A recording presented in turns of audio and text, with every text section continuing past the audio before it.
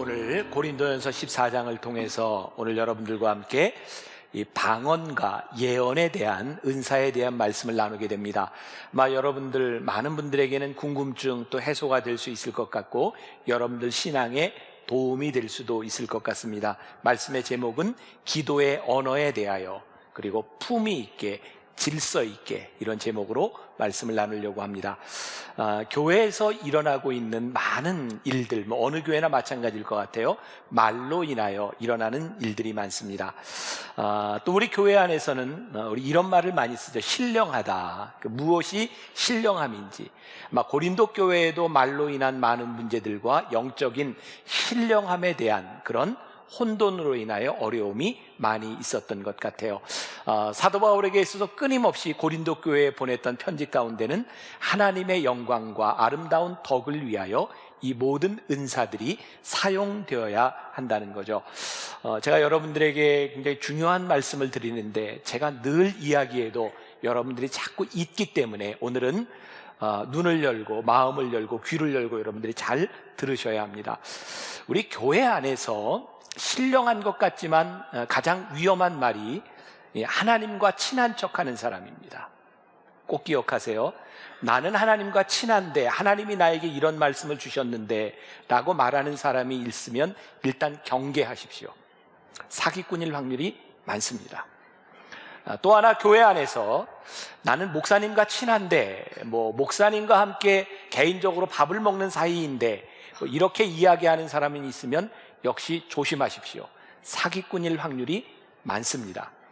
우리가 사회에서 보는 것처럼 내가 청와대를 잘 안다, 청와대 누구를 안다라고 이야기하는 사람이 대부분 사기꾼이듯이 이 말들을 조심해야 합니다. 왜냐하면 꼭 누구와 친하다고 하는 말 뒤에는 꼭 이런 말이 따릅니다. 내가 사업에 돈이 좀 필요한데 좀 이렇게 도와줄 수 있겠습니까? 실제 우리 교회 안에 저와 친하다고 하는 이름으로 그렇게 말을 하면서 돈을 빌리고 갚지 않는 사람들이 종종 있는 것 같습니다. 저와 정말 친한 사람은 저와 친하다고 이야기하지 않습니다. 왜냐하면 친한 사람에게 누가 되지 않기를 원하기 때문입니다. 하나님과 친한 사람은 내가 하나님과 친하다라고 말을 하는 것이 아니라 그의 삶에서 하나님의 영광과 하나님의 덕이 드러나도록 살아갑니다. 우리는 말 때문에 참 많은 사기를 당하기도 하고 말로 신령하다고 말하는 것 때문에 신령함을 잃어버리기도 합니다. 여러분들 꼭 주의해야 합니다. 이 말에 대한 문제 때문에 제가 얼마 전에 이제 신방을 갔다가 제가 여러분들에게 한 번쯤은 이 이야기를 해야 되겠다는 생각을 하게 되었어요. 저희 교인 중에 한 분이 교회를 떠났습니다. 이유가 참 단순하기도 하고 어이가 없기도 합니다. 제가 람보르기니라는 스포츠카를 탄다고 교회를 떠나갔습니다. 저 좀 차가 좀 있어 봤으면 좋겠습니다. 그런데 우리 교회 어떤 분의 중직의 자녀 한 분이 이 동네에서 이렇게 같이 어떤 활동들을 하는데 거기 모인 동네 사람들이 그렇게 이야기를 하더라는 거예요. 만나교회 목사님은 스포츠카를 좋아하기 때문에 부카티라고 하는 차를 탄다. 숨겨놓고 탄답니다. 그래서 제가 부카티가 무슨 차인가 제가 인터넷에 이렇게 서치를 해봤더니 한 24억쯤 하는 그런 차입니다. 놀라셨죠? 저는 더 놀랐어요. 왜 이런 말들이 떠돌까 생각해 보니까 단서를 하나 발견하게 되었습니다. 제가 몇 년 전에 설교를 하면서 제가 우리 젊은 청년 사업가 신방을 갈 때 제가 스포츠카를 타고 갔어요. 그분이 저를 데리러 왔고 또 갔다가 사무실에 가서 또 다른 가지고 있는 차 람보르기니를 제가 운전한 적이 있어요. 제가 서울에서 수서간도로를 운전했다고 이야기를 했었는데 다른 거는 다 빼먹고 제가 운전했다는 것만 기억을 하고 있는 거예요. 사람들은요 자기가 듣고 싶은 것만 듣고 기억하고 싶은 것만 기억합니다. 그래서 말이 참 위험하다는 생각이 듭니다. 여러분 교회 안에 일어나고 있는 많은 문제들은 사실 악한 일 때문에 일어나는 것이 아니라 자기가 기억하는 일 그리고 누군가에게 상처되는 일 혹은 유익한 것을 유익하게 사용하지 못하는 것 때문에 일어난 일 경우가 참 많이 있는 것 같습니다. 사도 바울이 목회하던 고린도 교회에는 정말 놀라운 하나님의 은사들과 역사들이 일어났습니다. 여러분, 우리가 고린도전서를 쭉 묵상하면서 깨닫는 게 있죠. 사도 바울은 끊임없이 이런 이야기를 합니다. 유익. 하나님이 우리들에게 주시는 어떤 큰 선물도 은사도 유익하게 사용되지 않으면 안 된다. 특히 고린도 교회에는 방언과 예언의 은사가 많이 일어났던 것 같아요. 그런데 방언과 예언으로 인하여 덕이 드러나는 것이 아니라 문제가 생기고 질서가 파괴되는 일들을 바라보면서 사도 바울은 고린도 교회에 오늘 말씀을 편지로 보내고 있는 것이죠. 오늘 본문 말씀 1절이 이렇게 시작합니다. 사랑을 추구하며 신령한 것들을 사모하되 특별히 예언을 하려고 하라. 사도 바울이 은사에 대해서 쭉 이야기를 하고 있는데 우리가 지금 고린도전서 13장 말씀을 이렇게 띄고 가거든요. 제가 변화산 때 했던 말씀이기 때문에 사랑에 대해서, 고린도전서 13장의 별명은 사랑장입니다. 사랑이 없으면 사도 바울에게 그게 참 고민이 됐던 거예요. 교회 안에 이렇게 큰 역사들이 일어나고 하나님의 은사들이 나타나고 있는데 왜 하나님의 역사와 하나님의 은사들이 이렇게 교회를 혼란스럽게 하는가? 사도 바울에게 있어서 문제는 거기에 사랑이 없다는 거예요. 하나님의 마음과 사랑이 없는 은사는 소음과 재앙이 될 수도 있다는 거예요. 오늘 사도 바울은 먼저 방언에 대해서 이렇게 이야기를 합니다. 여러분들이 한번 잘 정립할 수 있는 기회가 될 것 같아요. 2절 말씀 제가 봉독합니다. 방언을 말하는 자는 사람에게 하지 아니하고 하나님께 하나니 이는 알아듣는 자가 없고 영으로 비밀을 말함이라. 사도 바울이 중요한 그 방언에 대한 데피니션을 이야기하고 있어요. 방언은 사람에게 말하는 것이 아니라 하나님께 말하는 영적인 언어다. 그러니까 사람이 알아들을 수 없는 것이다. 여기까지는 분명 아시겠죠? 자, 이제 3절. 그러나 예언하는 자는 사람에게 말하여 덕을 세우며 권면하며 위로하는 것이요. 자, 방언은 우리들이 하나님을 향하여 하는 영적인 기도이고, 예언은 사람들께 말을 함으로 인하여 덕을 세우는 것이 예언이다. 자, 그래서 이제 4절에서 사도 바울은 방언과 예언에 대해서 이렇게 말을 합니다. 방언을 말하는 자는 어떻게 해요? 자기의 덕을 세우고, 예언하는 자는 교회의 덕을 세우나니. 그러면서 권면하는 바 5절에서 나는 너희가 다 방언 말하기를 원하나 특별히 예언하기를 원하노라. 만일 방언을 말하는 자가 통역하여 교회의 덕을 세우지 아니하면 예언하는 자만 못하니라. 자, 여기서 우리들이 기억해야 될 것은 방언과 예언의 어떤 가치를 두고 무엇이 좋다 나쁘다를 이야기하는 것이 아니라, 지금 사도 바울은 교회 공동체 안에서 예배를 드리는 데 있어서 방언과 예언을 이야기하고 있는 거예요. 방언이 잘못됐다고 이야기하는 것이 아니라 예배 공동체 안에서는 예언이 더 중요하다, 이런 말을 하고 있는 것이죠. 사도 바울이 방언에 대하여 부정적으로 이야기하지 않는다는 사실은 18절에서 드러납니다. 우리가 읽지 않았지만 여러분들 성경에 18절, 내가 너희 모든 사람보다 방언을 더 말함으로 어떻게 해요? 하나님께 감사하노라. 사도 바울은 그가 사역을 하면서 그가 방언을 다른 사람보다 더 많이 말함으로 인하여 그는 감사한다. 그러니까 방언에 대해서 부정적인 것을 이야기하는 것은 아닙니다. 처음 초대교회의 방언의 역사가 일어났던 것은 사도행전 2장 4절에 나오고 있습니다. 이렇게 되어 있죠. 그들이 다 성령의 충만함을 받고 성령이 말하게 하심을 따라 다른 언어들로 말하기를 시작하니라. 분명한 것은 방언의 역사가 시작된 것은 초대교회에 성령님이 들어오셔서 성령이 충만하게 될 때 성령님께서 방언을 말하게 하셨다는 거예요. 저는 분명히 믿는 것이 있습니다. 우리 가운데 성령님이 충만하시고 그 충만함으로 인하여 우리들이 하나님과의 관계가 있을 때 우리의 영을 회복하는 그런 방언의 역사가 일어난다는 거예요. 자, 이게 무슨 의미인가? 우리가 방언으로 기도하면 자기의 덕을 세운다고 하는 것은 우리의 영적인 충전에 대한 부분입니다. 그러니까 여러분들이 방언 기도를 하면 하나님과의 영적인 관계가 훨씬 더 충만해질 수 있습니다. 방언은 그런 면에서 자기 개인 신앙을 위하여 아주 유익한 것입니다. 자, 방언에 대한 이야기를 여러분들께 나누면서 이 방언뿐만 아니라 예언, 하나님의 은사에 대한 부분들은 우리들이 논리적으로 신학적으로 이야기할 수 있는 부분은 아닙니다. 왜냐하면 이 은사는 우리들에게 굉장히 개인적이고 주관적으로 경험되는 것이기 때문입니다. 사도 바울도 그가 체험했던 경험을 통해서 이야기하고 있는 것이고, 제가 또 다른 하나의 경험을 여러분들에게 소개하려고 하는데, 혹시 여러분들 예수원의 대천덕 신부님이라고 들어보셨나요? 네, 예수원 홈페이지에 성령 세례라고 하는 대천덕 신부님의 간증이 실려 있는데, 제가 그걸 여러분들에게 조금 읽어드리려고 합니다. 들어보세요. 저희 집안은 지난 100년간 성령 세례의 중요성을 강조해 왔습니다. 할아버지 토레이 목사님도 오랜 기간 유명한 그 무디 목사님과 동역하셨는데, 두 분은 1875년경부터 성령 세례에 대해 가르쳤고 이를 바탕으로 사역하셨습니다. 제가 구체적으로 성령 세례를 위해 기도한 것은 대학생 때인 1936년이었습니다. 이때 제게는 신앙의 진실성 여부와 하나님의 존재에 대한 강한 의문이 들었습니다. 이 의문에 대한 해답을 얻기 위해 개인적인 경건의 시간을 가졌는데, 2년쯤 지나서 하나님이 제게 그분이 성경의 하나님이시며 실존하시며 저의 창조주요 구원자이심을 확신시켜 주셨습니다.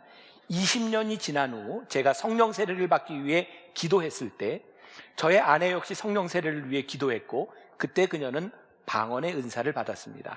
아내가 자신의 경험에 대해 이야기했을 때 저는 그렇게 기도했습니다. 주님, 제가 전에 받은 것이 성령 세례가 아니라면 지금 제게 성령 세례를 주시고, 만일 제가 받은 것이 성령 세례가 맞다면 제게 방언의 은사를 주시옵소서. 그렇지만 아무 일도 일어나지 않았고 그 일이 있은 직후 성령 세례를 위해 성령의 능력이 충만한 목사님을 포함한 여러 사람들의 안수 기도를 받았지만 방언의 은사는 없었습니다. 그때 한 목사님이 주님의 말씀을 제게 전해 주셨습니다. 너는 이미 내 안에 성령 세례를 받았으니 가서 목회에 전념하라. 적합한 때에 방언의 은사도 열어주리라. 저는 그것을 주님의 주신 말씀으로 받아들였고, 얼마 후 개인 기도 중 방언 기도를 받았습니다. 그리고 그것이 아주 쉽다는 것을 깨달았습니다. 저는 잔잔히 기쁨 가운데 이런 생각을 했습니다. 이것이 방언이라면 20년 전에도 할 수 있었을 것을. 이후로 개인 기도 시간에는 계속해서 방언으로 기도했습니다. 내가 너희 모든 사람보다 방언을 더 말함으로 하나님께 감사하노라 라고 하신 사도 바울의 말씀이 저의 지침이 되었습니다. 한 번은 어느 집회에 참석했는데 한 사람이 일어나서 방언으로 기도하기 시작했고, 성령님은 갑자기 제게 그것을 통역하도록 요청하셨습니다. 방언 통역의 은사를 구한 적이 없었고 통역할 내용 또한 당황스러워 피하려 했으나 주께서 강권하셨고, 마침내 그것을 통역했을 때 모임에 참석한 모든 사람들이 회개하는 놀라운 역사가 일어났습니다. 자, 이 글을 통해 토레이 목사님의 경험을 통해 보면 우리가 알 수 있는 것이, 성령 세례를 받는 것과 이 방언이라고 하는 것은 좀 별개의 문제다. 우리가 성령 세례를 받았지만 방언을 못 받을 수도 있는 것이고, 하나님께서 때가 되면 우리들에게 방언을 주십니다.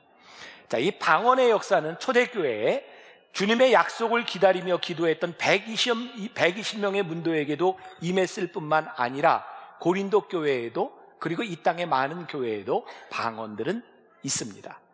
저희 교회에서 변화산 새벽 기도회를 할 때 많은 분들이 방언의 은사를 체험하기도 하고, 저희 교회에서 하고 있는 영성훈련에 그 BTD에 참석한 분들은 정말 놀랍게도, 저도 진짜 놀랐어요. 어떻게 한 테이블에 있는 12명이 같은 자리에서 똑같이 방언을 받는가. 이게 초대교회에만 일어나는 현상이 아니라 오늘날 우리 가운데도 똑같이 일어나는 현상이구나. 방언은 하나님께서 우리들에게 주시는 은사임이 분명합니다. 그리고 제 경험을 통해서 여러분들에게 이야기를 한다면, 방언은 마치 말을 배우는 것처럼 저에게 왔어요.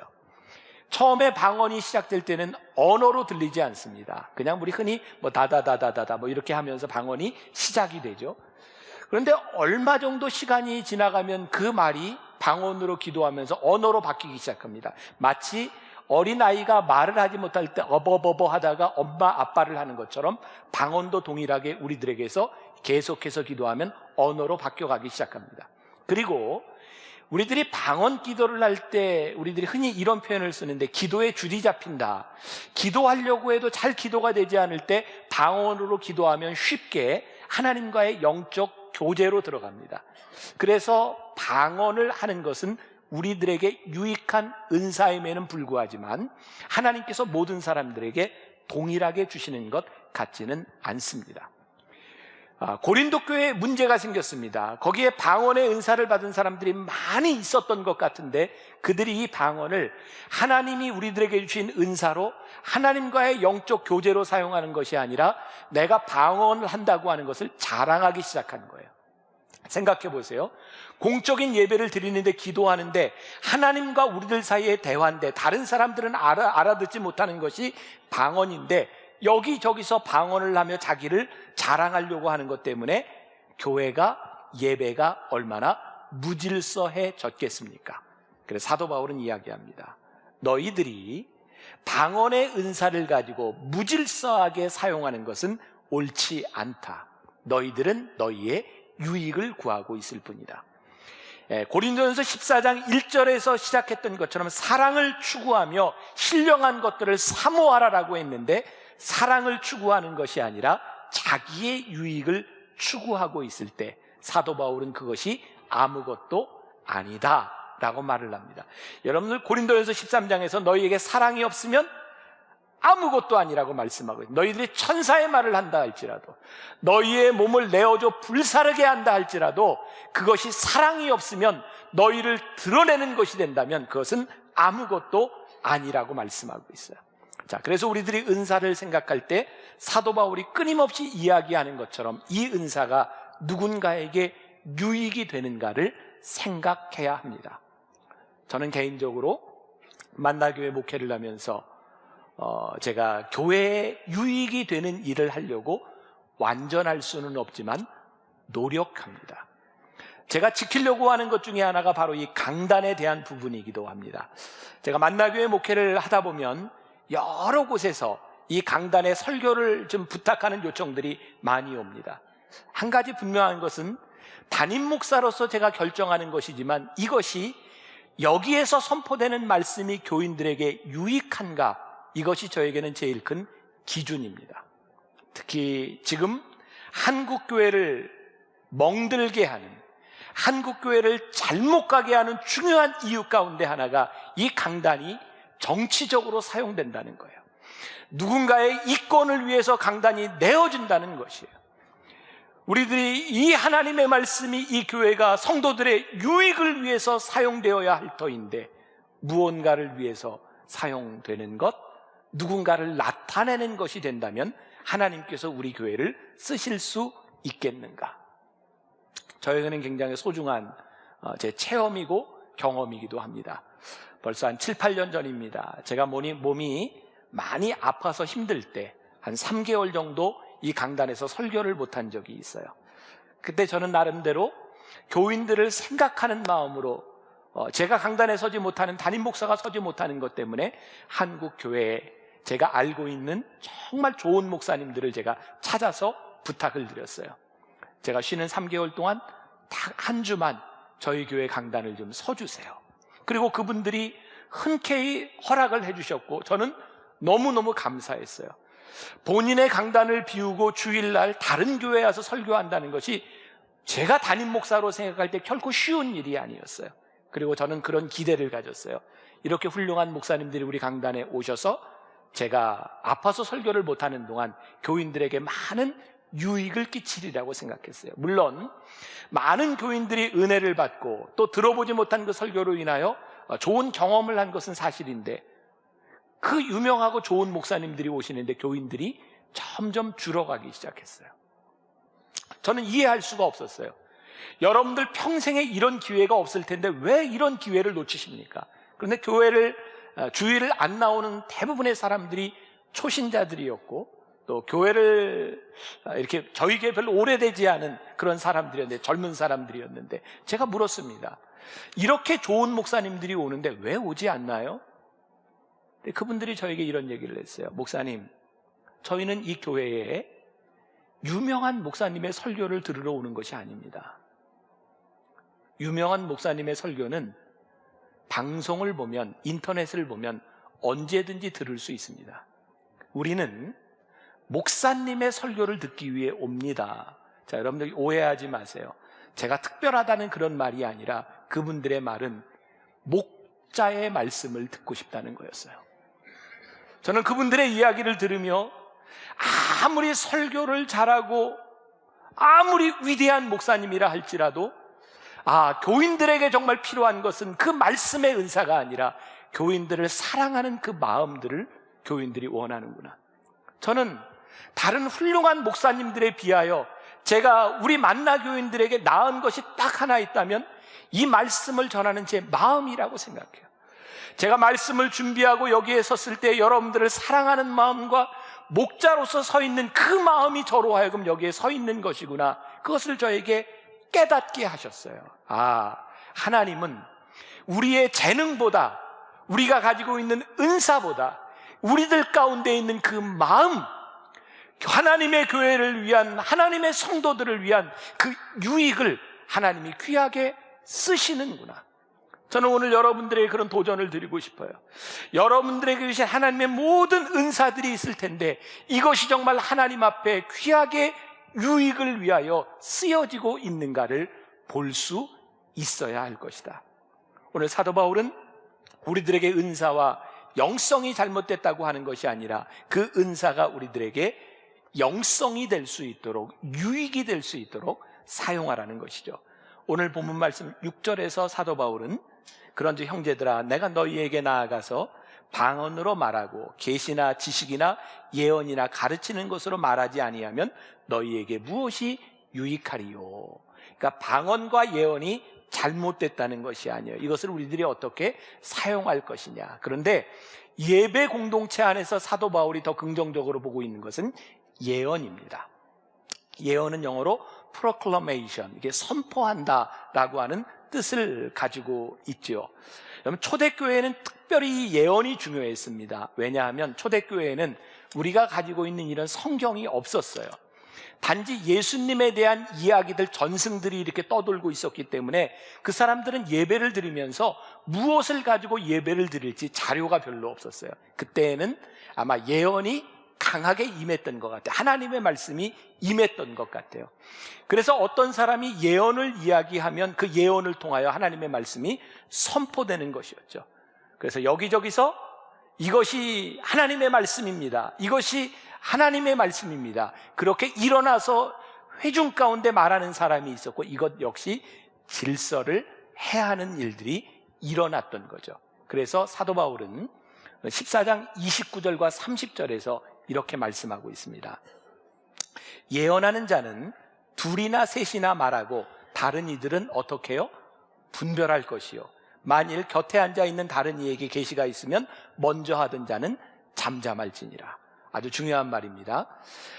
예언이 누구에게나 임할 수 있지만 그것이 올바른 예언인지 아닌지를 이 교회 공동체 안에서 분별해야 된다는 거예요. 자, 제가 먼저 여기 중요한 말씀을 또 하나 드립니다. 여기에서 예언이라고 하는 말이 영어로 뭐라 그랬죠? proclamation, 이 선포한다는 말입니다. 이 말은 앞날을 이야기하는 내가 기도해보니 과거에 네가 이랬고 앞으로 어떻게 될 거야, 미래에 네가 뭐가 되리라, 이런 거 아니란 말이에요. 그런데 많은 크리스찬들이 이 예언에 속고 있다 이 말이에요. 제가 여러분들에게 아주 분명히 이야기합니다. 만일 누군가 기도하는 사람이 여러분들에게 와서 내가 기도해보니 당신의 과거가 이랬는데 미래가 보이는데 뭐 사업을 바꾸시오라고 이야기한다든지, 내가 기도해보니 하나님이 당신을 사역자로 부르셨습니다 라고 얘기하는 사람이 있다면 사기꾼입니다. 분명히 들으십시오.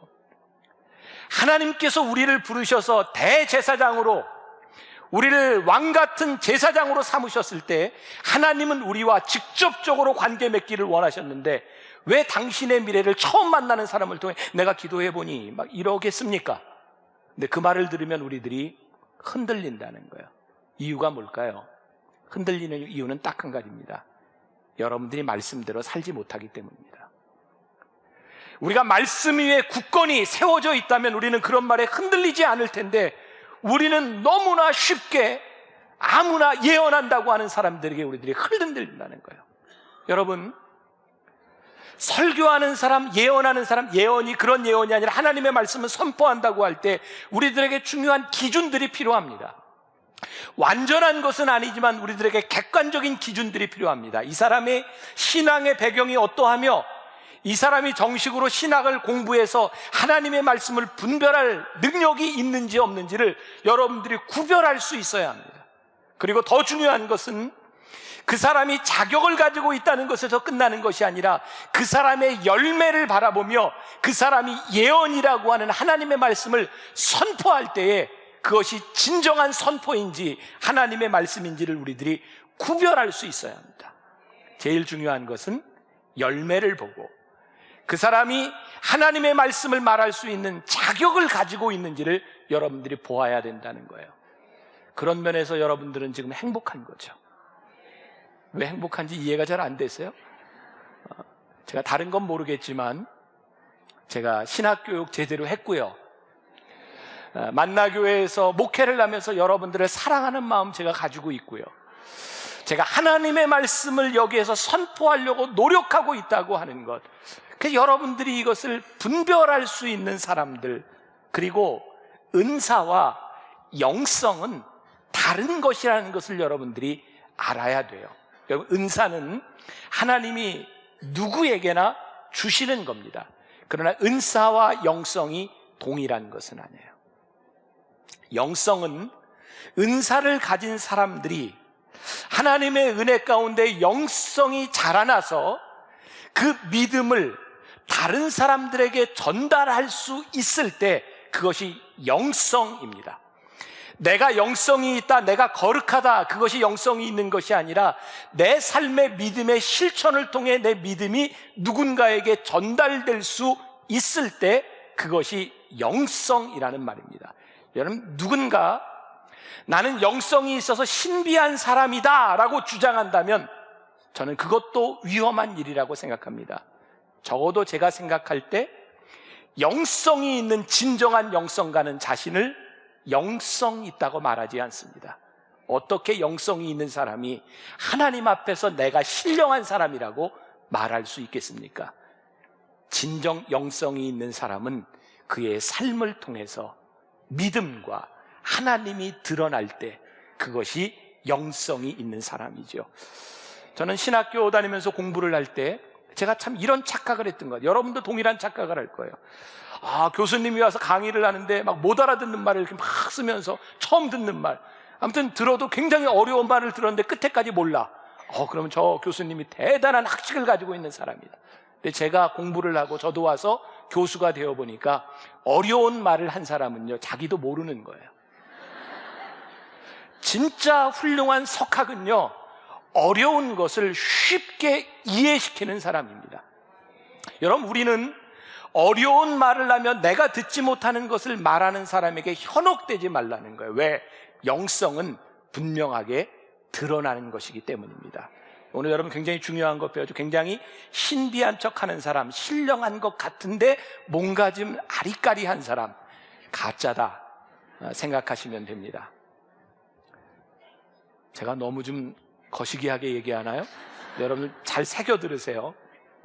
진정한 신앙의 성숙은요, 언제부터인가 우리의 신앙이 자라나면 누군가를 배려하는 단계로 자라나는 겁니다.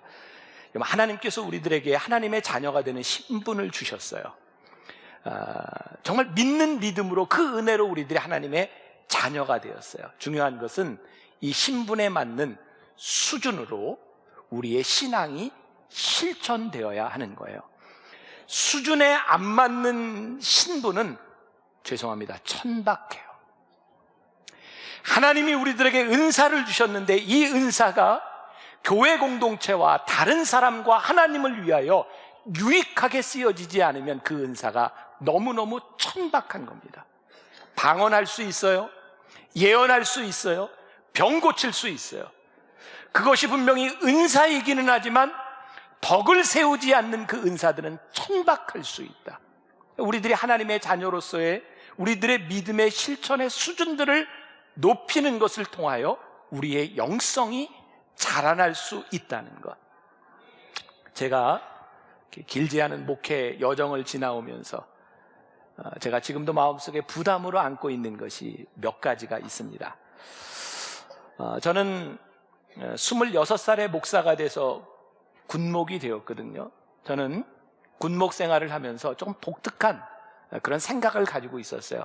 어떻게 보면 조금 민족주의 같은 생각도 가지고 있어서 저는 사람들이 담배를 피는 거나 커피를 먹는 거나 뭐 이렇게 그 당시에 우리나라에 많이 유행했던 켄터키 프라이드 치킨 이런 것들 먹는 것도 제가 반대했던 사람이에요. 담배는 이 땅을 더럽히고 우리가 외국에서 들어온 그런 브랜드를 먹는 것은 로얄티가 지급되니까 이것도 먹으면 안 된다 뭐 이렇게 교육하던 굉장히 독특한 사람이었어요. 제가 미국에 유학 가서 제일 먼저 먹은 첫 번째 음식이 KFC였습니다. 얼마나 먹고 싶었는지 몰라요. 근데 제가 그렇게 안 먹고 제 독특한 생각을 가지고 있었던 사람이에요. 특히 또 그 나이에 저에게 참 중요했던 게 정의감이었어요. 불의를 보면 참지 말아야 된다는 생각을 가지고 있었어요. 제가 뭐 본래 성격이 좀 열정적이기도 하지만 군의 군목으로 있는 동안 제가 참 열심히 사역을 하다 보니까 지휘관이 저를 참 좋아했습니다. 그냥 믿으셔야 돼요. 의심하지 말고. 그래서 참 좋아해서 그러다 보니까 일주일에 한 번 정도는 꼭 지휘관과 만나서 제가 독대하는 시간을 가졌어요. 그러니까 저에게 부대에 대한 문제들을 계속 물어보고 저는 이렇게 대답하고 이렇게 정직하게 이야기해주고 그랬어요. 그런데 어느 날 제 속에 저를 분노하게 하는 일이 일어났는데 제가 이렇게 사역하던 그런 부대에 한 대대에 주임 상사 한 사람이 병사들이 먹어야 될 그 부식, 쌀과 고기를 뒤로 빼돌리는 거였어요. 정말 제가 분노했어요. 아니, 병사들이 먹을 걸 어떻게 이럴 수 있나. 그래서 제가 연대장과 독대하는 시간에 그 이야기를 했고 얼마 지나지 않아서 그 사람이 보직 해임이 됐어요. 저는 지금도 그것이 잘못한 일이라고 생각하지는 않습니다. 그런데 그것이 제 마음에 참 무거운 짐으로 남아있어요. 세월이 지나가면서 저는 분명히 정의로운 일을 했는데 저는 불의한 일을 한 사람에 대하여 한 번도 하나님 아버지의 마음으로 생각해 보지 않았어요. 그에게 가족이 있을 것이고 그도 한 사람의 가장인데 나는 정의라고 하는 이름으로 한 일이지만 나는 그 사람을 사랑하거나 그 사람을 품어줄 마음이 없었다고 하는 게 저의 큰 짐이었어요. 제가 2년 전방 생활을 마치고 대전 통합병원에 가서 근무할 때였어요. 그때 저희 그 만나교회 다니시던 권사님 한 분이 저를 찾아오셨어요. 저에게 선물을 가지고. 그리고 이야기를 하다 보니까 그 권사님 아들이 제가 있던 대전 통합병원에 환자로 입원해 있었어요. 저에게 이렇게 말을 하더라고요. 목사님, 우리 애가 지금 많이 힘든 가운데 있는데 군의관에게 잘 이야기해서 우리 아이가 병원에 좀 더 있도록 이야기를 좀 해주세요. 그래서 제가 군의관에게 찾아가서 이런 아이가 있는데 빨리 자대로 보내세요. 그래서 그 아이를 자대로 보냈어요. 전 그때도 분명히 자식을 이렇게 키우면 안 된다고 생각했어요. 왜? 이건 불의한 일이고 가야 된다고 생각했어요. 제가 잘못한 일은 아니지만 그때 그 자식을 향해서 그 자식이 어떤 상태인지 모르지만 그 자식을 향해 안타까운 마음을 가지고 있었던 부모의 마음을 저는 한 번도 헤아려 보지 못했어요. 제가 여러분들에게 말씀드려 오해하지 말고 듣기를 원하는데 저는 불의한 일을 덮어야 된다. 불의한 일을 덮을 수도 있다. 이런 말을 여러분들에게 하는 게 아니에요. 우리들이 가지고 있는 정의, 우리가 생각하고 있는 옳음, 우리들이 생각하고 있는 은사, 이것들을 나는 마음대로 사용할 수 있지만 그 가운데 사랑이 없고 그 가운데 하나님의 마음이 없다면 정말 하나님이 우리들이 사용하는 이 정의와 우리들이 행하는 이 은사들을 하나님이 기뻐하실까? 저에게는 요즘 계속 그런 고민들이 드는 거예요. 지금 우리 나라와 민족을 보면서 이 갈등의 구조 가운데 다 자기 주장이 다 똑같아요. 정의로운 거예요. 그런데 우리는 왜 이렇게 힘들어질까요? 교회마다 싸움이 일어나고 있는 이때 왜 우리들이 이렇게 힘들어할까요? 다 옳은 이라고 이야기하는데 우리들에게 잃어버린 하나님의 마음, 유익, 정말 우리들이 생각해야 될 그 마음들을 잃어버리고 살아가는 것은 아닐까? 오늘 본문 23절에 보니까 그러므로 온 교회가 함께 모여 다 방언으로 말하면 알지 못하는 자들이나 믿지 아니하는 자들이 들어와서 너를 미쳤다 하지 아니하겠느냐. 이 말씀 굉장히 중요하다고 생각합니다. 우리는 내가 받은 은사와 내가 받은 감격을 가지고 얼마든지 내 신앙을 표현할 수 있습니다.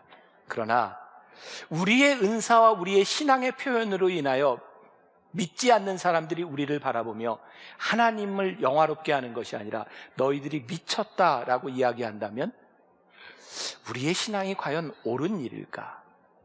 적절한 예가 될지 모르겠어요. 저는 식당에 가서 기도할 때, 교인집 사업장에서 기도할 때 가능하면 다른 사람에게 피해를 주지 않으려고 노력합니다. 어떻게 보면 여러분들이 볼 때 제가 믿음 없는 목사처럼 보일지 모르겠어요. 사람들이 많이 모여있는 식당에서는 각자 기도하고 먹읍시다 라고 말을 하기도 합니다. 왜냐하면 제가 밥을 먹을 때 뒤에서 어떤 스님이 목탁을 치고 연부를 외우면 제가 그게 싫거든요.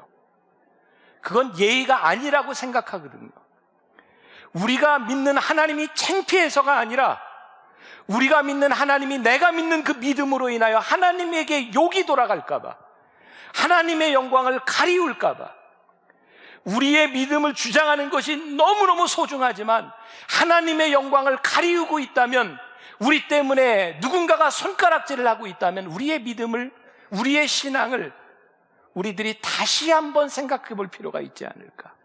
믿지 않는 사람들이 우리를 이해하지 못하며 손가락질하지 아니하도록. 제가 말하는 의미를 여러분들 이해하실 수 있겠습니까? 우리들의 믿음에 확신이 없어서 하려고 하는 말이 아니에요. 여러분들이 확신을 버리라고 하는 말도 아니에요. 여러분들, 우리가 붙들어야 될 믿음에 확신이 있어요. 우리가 붙들어야 될 신앙의 진리가 있어요. 그러나 그것이 얼마나 하나님 앞에 유익하게, 우리 성도들을 유익하게 만들어 가는지를 생각할 때 우리들이 성숙한 사람으로, 우리들이 영성을 가진 사람으로 우리들이 자라나는 것은 아닐까. 오늘 여러분들에게 제가 도전을 드립니다. 여러분들의 만족과 여러분들의 유익을 위해서 살지 마십시오.